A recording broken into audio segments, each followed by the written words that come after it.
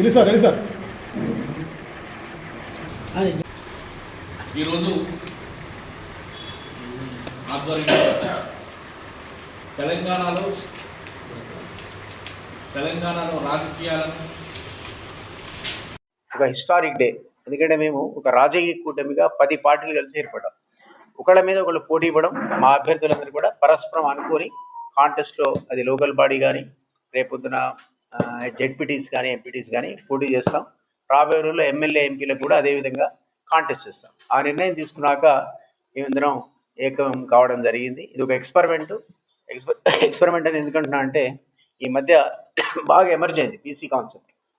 ఎక్కడ నేను ఈ మధ్య సామాజిక జన చైతన్య యాత్ర అని 15 రోజులు తెలంగాణ అంతా తిరిగాను సామాజిక అర్థం వేసుకొని.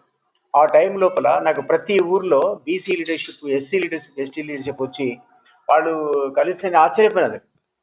గ్రామానికి ప్రతి పాత జిల్లాల హెడ్ క్వార్టర్స్లో కాన్స్టిట్యున్సీ హెడ్ క్వార్టర్స్ అన్ని సాధ్యమైనంత 22 జిల్లాలు కవర్ చేస్తా.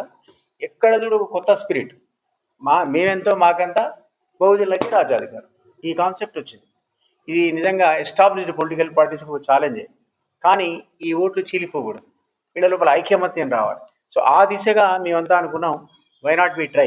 కాబట్టి ఇప్పుడు ఈ రోజున్న 10 కాకుండా మిగిలిన వాళ్ళని కూడా ఆహ్వానిస్తున్నాను.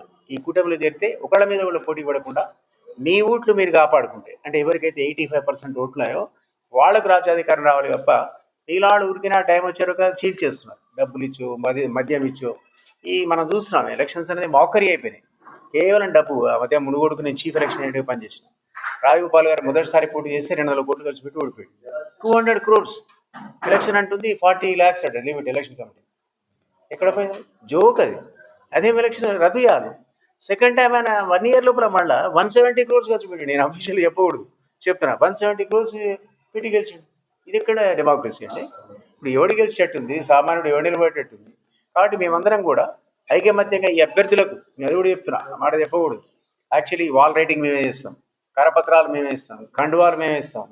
మా పార్టీలకు సంబంధించిన ఎవరైతే నిలబడతారో సీట్ షేరింగే. కాబట్టి ఆ అభ్యర్థి ఖర్చు పెట్టే అవసరం లేకుండా, ఖర్చు పెట్టేటంటే ఇల్లీగల్గా ఓట్లకు డబ్బులు మేము ఇయ్యం కూడా. అంటే మిగిలినన్నికి మేము టేక్ కేర్ చేస్తాం. ప్రచారం కూడా, ఎందుకంటే చాలామంది సోదరులకు ఎస్సీ ఎస్టీ బీసీలు వాడు నిలబడాలని ఉంటుంది, కానీ వాడికి రూపాయి శక్తి ఉంటుంది, ఒక్కొక్కసారి సమర్థత ఉంటుంది, కానీ వాళ్ళకు సపోర్ట్ ఉంటుంది. అది కూడా మేమే ఈ కూటమి ఏర్పాటు చేస్తాం. డబ్బులు ఓట్లకు ఇచ్చేది మా ఫిలాసఫీ కాదు. ఓట్లు మేము ఆ కాన్సెప్ట్కి వ్యతిరేకంగా నార్మల్గా డెమోక్రటిక్ స్పిరిట్తో గెలవాలనే కోరుకుంటాం. గతంలో జరిగింది. అసలు ఏ వావిలాల గోపురకృష్ణ ఏ రూపాయి పెట్టి గెలిచాడు, మన నర్రా రాఘవరెడ్డి ఎన్ని రూపాయలు ఖర్చు పెట్టి గెలిచాడు, చుక్కారామే పైసలు ఇచ్చి గెలిచిండు ఎమ్మెల్సీగా. వీళ్ళందరూ హేమీలు పాపం ఒక వాళ్ళకు దిక్సూచిలాగా ఉన్నారు మనకి ఇప్పటికి కూడా. గుమ్మడి నర్సే సైకిల్ మీద పోయి మొన్న మార్కెట్ ఫోటో వేసిండు సైకిల్ మీద. ఆయన జీతం కూడా తీసుకోలేదు, వచ్చిన జీతం పార్టీకి ఇచ్చేసినాడు ఆయన. బికాజ్ అది నాది కాదంటాడు. ఆ కాన్సెప్ట్, ఆ స్పిరిట్ అనేది ఈరోజు ప్రజల్లో తీసుకురాకపోతే మనం డెమోక్రటిక్ సొసైటీలో ఉన్నట్టే కాదు సార్. సో ఈ స్పిరిట్తో మేము ఇతర రాజకీయ పార్టీలు ఆహ్వానిస్తున్నాం, కూటమిలోకి రండి. మన ప్రజాస్వామ్యాన్ని మనం కాపాడుకుందాం, మనం కాపాడుకుందాం. బహుజనులకు రాజ్యాధికారం ఇచ్చే క్రమం లోపల పరస్పరం మనం సహకరించుకుందాం అనేది మా అప్పీలు.